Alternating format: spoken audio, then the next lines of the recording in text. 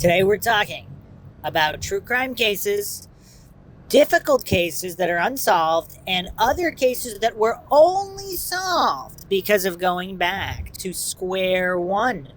Something was overlooked, there was some kind of mistake, or something was assumed or taken for granted that was not true.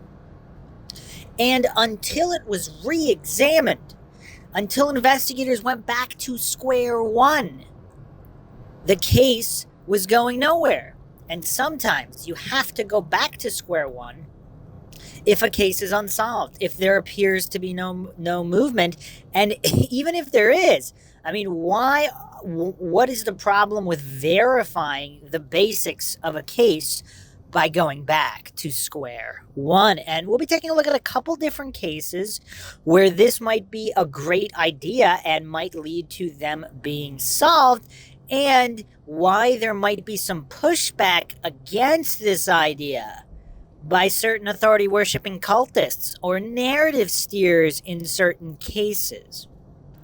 Even the Jonbenet Ramsey case, you don't see this level of steering or any of this insanity, but there are some people who they're just not willing. I mean, part of it is ego, part of it is just cognitive dissonance, the possibility that Jonbenet Ramsey might have been involved in some kind of satanic ritualistic abuse with some of these Epstein-Maxwell affiliated individuals. Some people even alleging Ghislaine Maxwell herself directly involved in beauty pageants and such in the Boulder, Colorado area, as well as other areas.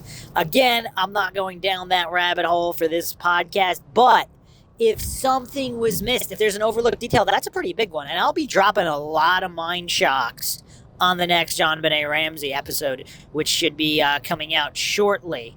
Major mind shocks, partly related to that, but partly related to other things as well.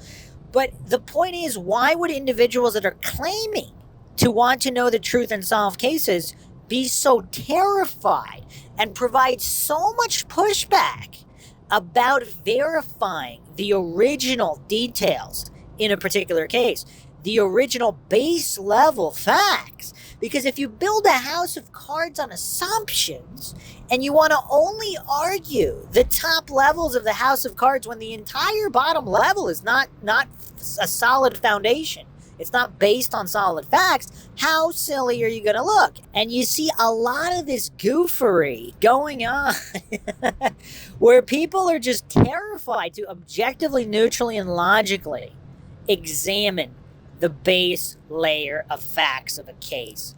Now, part of it, of course, is they're emotionally invested in whatever narrative they bought.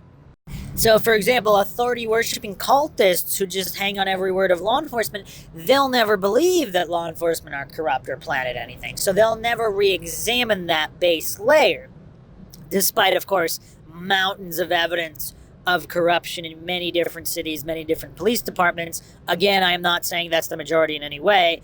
I am saying that even a small percentage, that would manifest in cases. To hallucinate, one would know which case would involve corruption and which case wouldn't. I mean, that's just the epitome of silliness.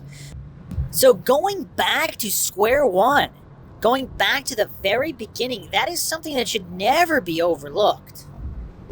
Humans make mistakes. It's not that revolutionary of a concept. Humans are fallible. But coincidence theorists and authority-worshipping cultists, for whatever reason, they have a really hard time with that. Or they hallucinate and agree, okay, yes, humans are fallible in general, but they're not fallible about this, or this, which is also hilarious, because how would they know? Unless they worked the case and they have insider information that the public doesn't have. In which case, again, they probably would not be commenting in a Dunning-Kruger stupor with in the way that they do. Or perhaps maybe it's a drunk insider commenting online. Who knows? Maybe there are those people out there.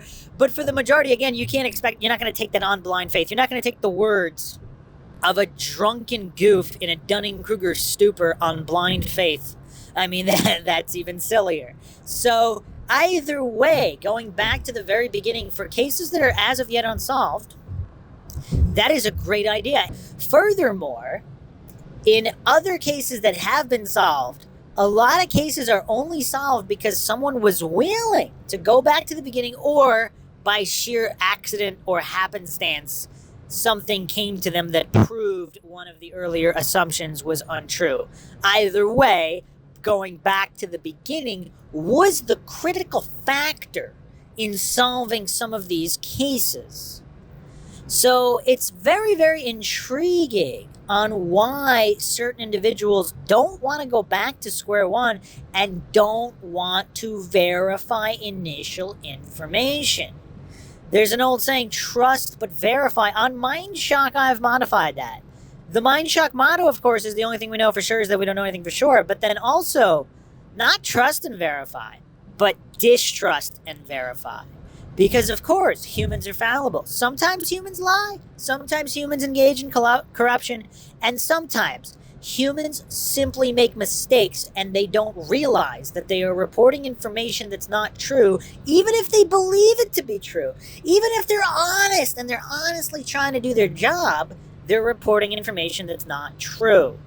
So that's not going to get anywhere by just assuming, by just hallucinating that everything reported initially in a case is 100% true, and every house of cards needs to be built on top of whatever was assumed to be fact from the beginning.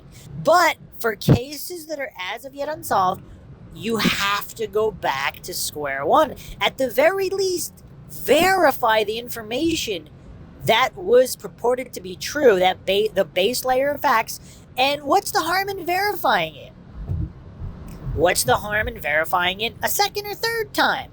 The case is as of yet unsolved. So if you really want to solve these cases, going back to square one is paramount. Paramount for all these cases. And you can build multiple houses of cards on multiple different theories. And again, because if you can't verify the facts, that means any number of lines of inquiry splintering into different theories, any one of those theories could be true. So if you honestly do that and you're saying, okay, well, we don't have definitive base layer facts. And again, we don't have those base layer facts. So we are forced to consider multiple contradictory theories. Now, we know that all the theories can't be true if they're contradictory. Since we don't know which one is true, it makes sense to theorize multiple different theories, and you have to go back to the beginning when examining any of them. That's the key.